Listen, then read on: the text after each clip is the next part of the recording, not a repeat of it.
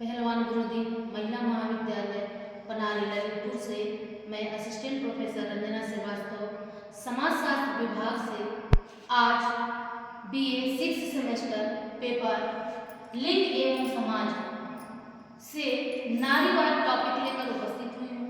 आज हम सब लोग नारीवाद के विषय में अध्ययन करेंगे।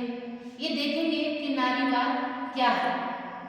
तो हजारों वर्षों से हम लोग जानते हैं कि स्त्रियों नारियों को हमेशा पुरुषों से नीचा समझा जाता है, बराबर का अधिकार नहीं दिया जाता है। नारीवाद को समझने के लिए हम लोग नारीवाद का अर्थ देखेंगे कि नारीवाद का अर्थ या अवधारणा क्या है।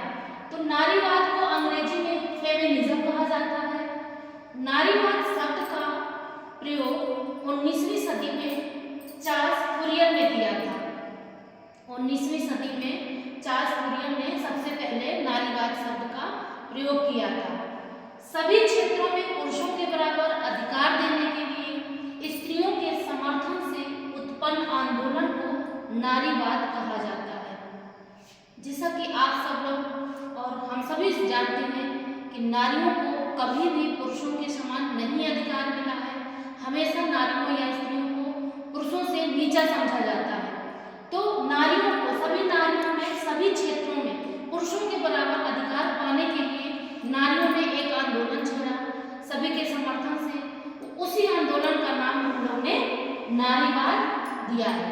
उसी आंदोलन को नारीवाद कहा जाता है। नारीवाद एक ऐसा विचार है जो स्त्री और पुरुष के बीच असमानताओं को अस्वीकार कर नारी के बौद्धिक और व्यवहारिक रूप में सशक्तिकरण पे बल देता है।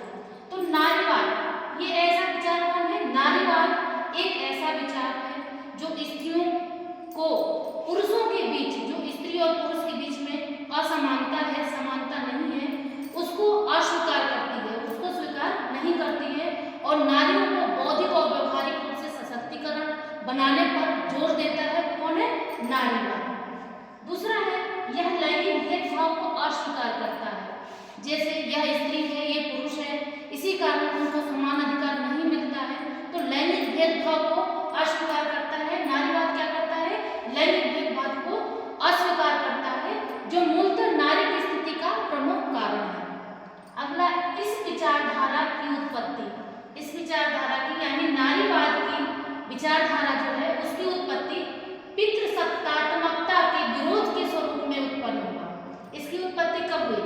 नारीवाद आंदोलन को क्यों उत्पन्न किया गया? क्योंकि जब पितृसत्तात्मकता हुआ, जब महिलाओं को अपने अधिकार नहीं मिले, समानता का अधिकार नहीं मिला, लैंगिक भेदभाव मिला, इसके लिए जब इन लोगों ने, स्त्रियों ने मिलकर विरोध किया तो ये नारीवाद आंदोलन किया गया। अगला है, नारीवाद राजनैतिक आंदोलनों, विचारधाराओं और सामाजिक आंदोलनों की एक श्रेणी है जो राजनीतिक, आर्थिक, व्यक्तिगत, सामाजिक और लैंगिक असमानताओं को परिभाषित करने, स्थापित करने और प्राप्त करने के एक लक्ष्य को साझा करती है। इनमें महिलाओं के लिए पुरुषों के समान शैक्षिक और पेशेवर अवसर स्थापित करना शामिल है। इसका एक विचारधारा है, नारीवाद का एक यह विचारधारा है जो कि सामाजिक, आर्थिक, समस्त रूपों में, शैक्षिक में, पेशेवर अवसर, जैसे एक महिला को, जैसे पुरुष को हर समाज में समान अवसर मिलता है, समान अधिकार मिलता है कि वो शिक्षा प्राप्त कर सकता है, वो समाज में सिर ऊंचा करके रह सकता है, वो नौकरी कर सकता है, वही समान अधिकार महिलाओं को मिले। ये कौन कहता है? नारीवाद का कहता है। इसकी ये विचारधारा है कि महिलाओं को हर तरीके से पुरुषों के समान भेदभाव को हटाकर समानता का अधिकार प्राप्त करना चाहिए, इसलिए इन्हें नारीवाद आंदोलन छेड़ा गया है। अब देख लेते हैं नारीवाद की अवधारणा को और अर्थ को समझने के बाद अब देख लेते हैं नारीवाद के प्रकार। नारीवाद के प्रकार में पहला प्रकार है उदारवादी नारीवाद। उदारवादी नारीवाद में समानता का अधिकार मिलना चाहिए सभी नारियों को। दूसरा है उग्रवादी नारीवाद। इसमें नाम से ही उग्रवादी से ही समझ में आता है कि इसमें नारियां उग्रवादी यानी आंदोलन छेड़ देती हैं अपनी समानता पाने के लिए, अपने अधिकार पाने के लिए। जो आंदोलन किया जाता है उसको उग्रवादी नारीवाद कहा